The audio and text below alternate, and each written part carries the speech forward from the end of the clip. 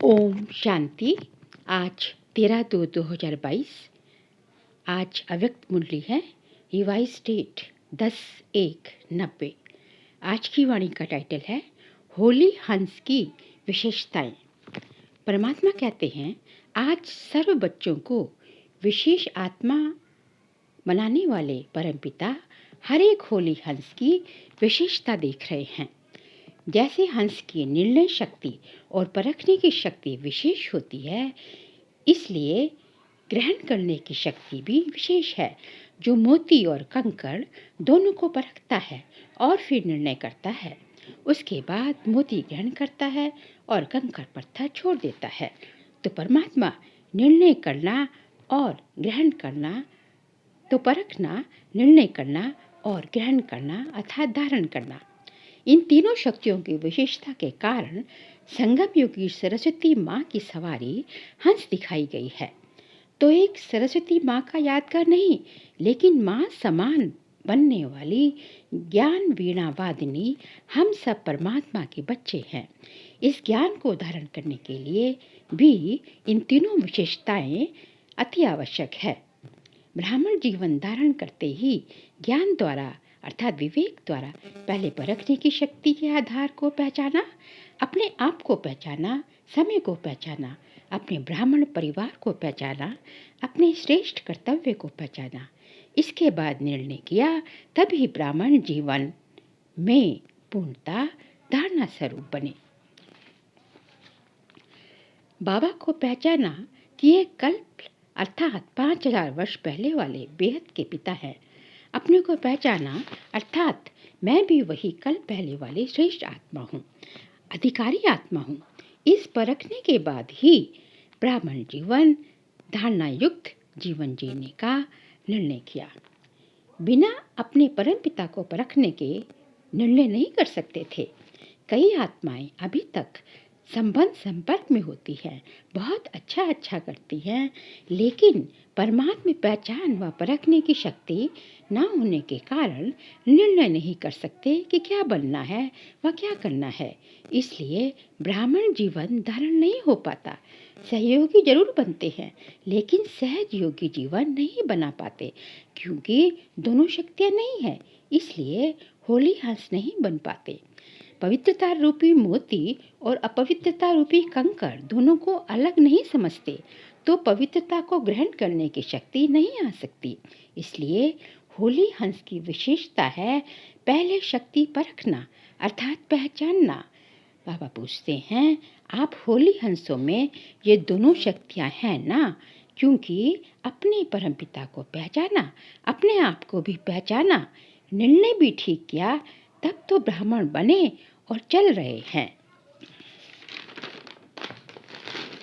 आगे बाबा ने कहा कि इस बात में तो सब पक्के पास हैं, लेकिन जो सेवा करते हो और कर्म में आते हो, सारे दिन की दिनचर्या में जो कर्म करते हो, संबंध संपर्क में आते हो, उसमें सफलता पूर्वक हर काम कर रहे हैं, वह हर संपर्क वाली आत्मा के संबंध में सदा सफल रहे, क्या इसमें भी फुल पास हो?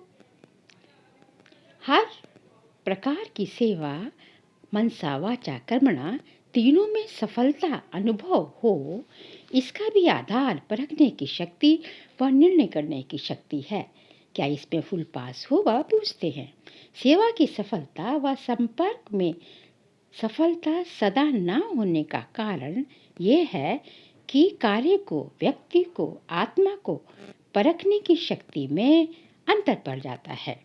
जिस आत्मा को जिस समय जिस विधि पूर्वक सहयोग चाहिए व शिक्षा चाहिए, स्नेह चाहिए, उस समय अगर परखने की शक्ति तीव्र है तो अवश्य संबंध में सफलता प्राप्त होगी।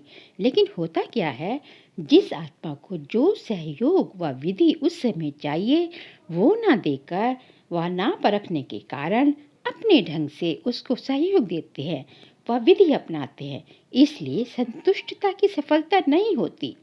बाबा ने उदाहरण दिया, जैसे शारीरिक बीमारी को परखने की डॉक्टर को विधि न आए तो रोग ठीक होने के बजाय एक से अनेक रोग पैदा हो जाते हैं। पेशेंट को संतुष्टता की सफलता नहीं मिलती, जिसको साधारण शब्दों में बाबा कहते हैं कि हर एक की नब्ज को पहचानो और फिर ज्ञान दो। चलना और चलाना भी जरूरी है, तो क्या करना पड़ेगा? पहचानने अर्थात परखने की शक्ति को तीव्र करना पड़ेगा।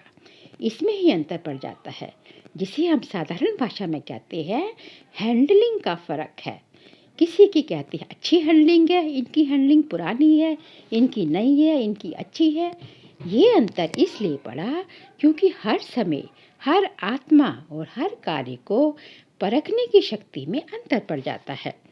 टोटल परखने की शक्ति आ गई, लेकिन विस्तार से और बेहद के परखने की शक्ति की आवश्यकता है। उस समय आत्मा की ग्रहण करने की शक्ति कितनी है, वायुमंडल क्या है, और उस आत्मा को सुनने व शिक्षा लेने का कितना मूड है, इन सब बातों का भी फर्क पड़ जाता है।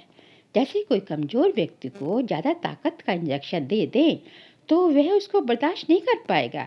ऐसे अगर संबंध में आने वाली आत्मा कमजोर है, हिम्मतहीन है, और आप उसको शिक्षा का डोज देते जा रहे हैं, तो वह दिल शिकस्त हो जाएगा और शक्ति न होने के कारण ग्रहण नहीं कर पाएगा, बल्कि यहाँ तो सर्विस की जगह फिर डिससर्विस हो जाएगी। और आगे फिर वो अपनी बात को जिद से सिद्ध करने का प्रयत्न करेगा। हमने तो अच्छी भावना से उसको शिक्षा दी, ज्ञान दिया, लेकिन सफलता न मिलने का कारण परखने और निर्णय करने की शक्ति की कमी है। इसलिए सफलता मूर्ख बनने में परसेंटेज हो जाती है। इसलिए बाबा कहते हैं शिक्षा भल दो, पर सब बातों में परख कर ही कदम उठाने चाहिए। इसी तरह सेवा के क्षेत्र में भी आत्माओं को आवश्यकता है, उनकी इच्छाओं को परखे। हम लोग बिगर उनकी इच्छाओं को परखे कितना भी अच्छा ज्ञान दे दें, कितनी भी मेहनत कर लें, तो भी सफलता नहीं मिल सकती। अच्छा कहकर चले जाएंगे, लेकिन जो सफलता का लक्ष्य हमने रखा है उसको पाने के लिए परखने की शक्ति अति आवश्यक है। बाबा सेवा के बारे में बता रहे हैं, जैसे कि पानी के प्यासे को 36 प्रकार का भोजन भी दे दे, लेकिन वह संतुष्ट पानी की बूंद से ही होगा, न कि भोजन से। इसी तरह जो आत्माएं मुक्ति की इच्छुक है और उनको हम जीवन मुक्ति अर्थात स्वर्ग और मुक्ति दोनों का ज्ञान भी दे दें, लेकिन वे रुचि नहीं रखेंगे। परंतु अगर हम मुक्ति के इच्छुक को परख कर उसको मुक्ति के बारे में स्पष्टीकरण दें, तो उसकी इच्छा जीवन मुक्ति की प्राप्ति के लिए भी बढ़ेगी। जिसको आगे बाबा ने कहा, जिसको धारणा की बातें सुनना अच्छा लगता है और उसको हम सृष्टि चक्र का ज्ञान अर्थात 5000 वर्षों का ज्ञान या गीता का भगवान कौन है इस बारे में बताना शुरू कर दे, तो उसकी रुचि और ही खत्म होती जाएगी। इसलिए सेवा में भी आत्मा की स्थिति व उसकी आस्था किसमें है उसको परखना अति आवश्यक है। तो इस तरह सेवा में भी सफलता का आधार परखने की शक्ति हुई। चाहे अज्ञानी हो चाहे सेवा साथियों की सेवा, दोनों में सफलता का आधार यही परखने की शक्ति है। तो बाबा ने कहा, होली हंस की विशेषता सबसे पहले परखने की शक्ति को बढ़ाओ। परखने की शक्ति अर्थात होगी, श्रेष्ठ होगी, तो निर्णय भी अर्थात होगा, और आप जिसको जो ज्ञान देना चाहते हैं, जो देना चाहते हैं, वह उसमें ग्रहण करने की शक्ति स्वतः ही आती जाएगी और हम नंबर 1 सफलता मूर्त भी बनते जाएंगे। इसलिए बाबा कहते हैं कि नब्ज देखकर ही ज्ञान दो।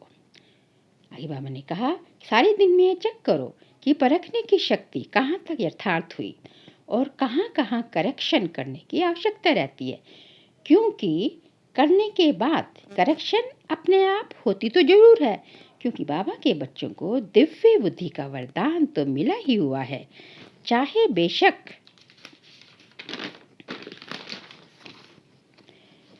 समय व परिस्थिति संग व माया के वश होकर उस समय परवश हो जाते हैं, परंतु बाद में दिव्य बुद्धि अपना काम करती जरूर है। इसके लिए बाबा ने कहा कि रजिस्टर व कर्मों के हिसाब की किताब में इस तरह दाग नहीं लगेगा, लेकिन एक बिंदी एक डॉट तो पड़ ही जाएगा ना, बिल्कुल साफ तो नहीं रहेगा। इसलिए ये कहा जाता है कि कर्मों की गति अति गुह है। दुनिया वाले तो हर कदम में कर्मों को कूटते ही रहते हैं, जैसे कि हाय मेरे कर्म, लेकिन बाबा के बच्चे कहते हैं वाह मेरे श्रेष्ठ कर्म। और बाबा ने कहा लेकिन इससे भी आगे बढ़ो और कहो वाह सदा वाह मेरे श्रेष्ठ कर्म। साधारण कर्म अब श्रेष्ठ कर्म में परिवर्तन हो ही जानी चाहिए। अगर मिक्स कर्म हैं तो सफलता भी मिक्स ही मिलेगी। इसलिए अब ये विशेष अटेंशन देना है कि साधारणता को विशेषता में परिवर्तन करें। अब कहते हैं कि बाप के स्नेह व बाप की पहचान इसमें तो सब पास है, और कभी कभी तो कमाल भी कर देते हैं। अच्छी वाली कमाल, धमाल वाली नहीं। पर कोई कोई बच्चे कहते हैं कि करते हैं धमाल पर कहते हैं कमाल।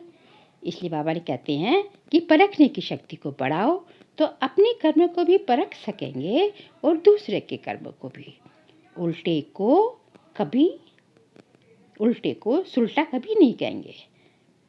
बाबा कहते हैं यदि आपकी बुद्धि किसी भी कारणवश वशीभूत भी हो जाती है, राइट को रॉन्ग और रॉन्ग को राइट समझने लगते हैं, तो ऐसी स्थिति में बाप दादा की ये श्रेष्ठ मत याद रखनी चाहिए कि जिन्हों को बाप ने निमित्त बनाया है उनके डायरेक्शन अनुसार ही चलना चाहिए। फिर जो भी रिजल्ट होगा उसके लिए परमात्मा जिम्मेवार है, बच्चे नहीं। बच्चों का पाप नहीं बनेगा, बच्चों का काम ठीक हो ही जाएगा, क्योंकि भगवान बैठा है ना। यह गुह्य रहस्य है, गुप्त मशीनरी है। बाप दादा का अति स्नेह सभी बच्चों प्रति है। ऐसे नहीं कि निमित्त बने हुए के प्रति ज़्यादा है। निमित्त बने हुए भी प्यार के कारण ही डायरेक्शन देते हैं। जिससे दिल का सच्चा प्यार होता है उसकी कमी को हम हमेशा अपनी कमी समझते हैं। कभी कोई हलचल हो तो ऐसे वक्त हिम्मत का बहुत महत्व है। हमेशा याद रखना चाहिए कि 1000 भुजा वाला परमात्मा हमारा साथी है। भगवान की 1000 भुजाएं हमारी भुजाएं भी तो हो गई ना।